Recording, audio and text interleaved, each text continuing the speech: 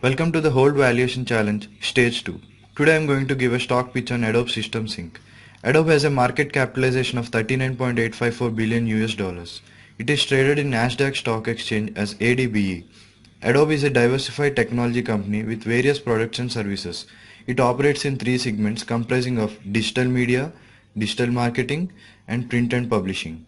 Digital media taking 63% of market sales and digital market is 33%. The major customer base is located in United States, Europe and Middle East. Let's take a look at the relative wealth chart. My observations are as follows. The CFROI level is consistently maintained well above the cost of capital. There are peaks during 2000 and 2010. Asset growth has its ups and downs and is in accordance with shareholders' return. There is a large rise in the stock price from 1998 to 2000 due to dot-com bubble. There is a slight dip during 2010 due to Apple's decision of not including Adobe's Flash software into their iPhones.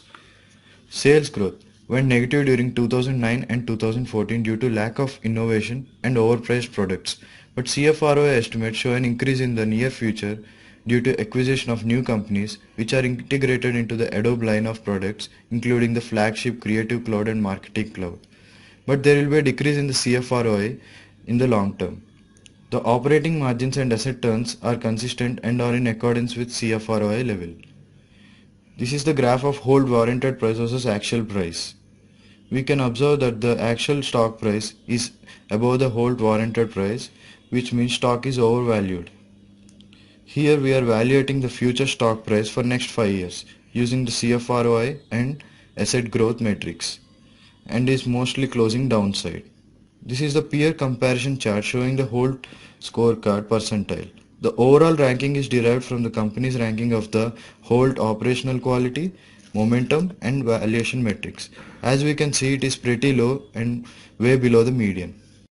After analyzing the company's past and future trends, I have observed that there will be a 44% potential downside, and also the company has taken the decision to buy back $2 billion worth of stock, which might be a bad strategy in the long term. So my final decision would be to sell the stock. Thank you.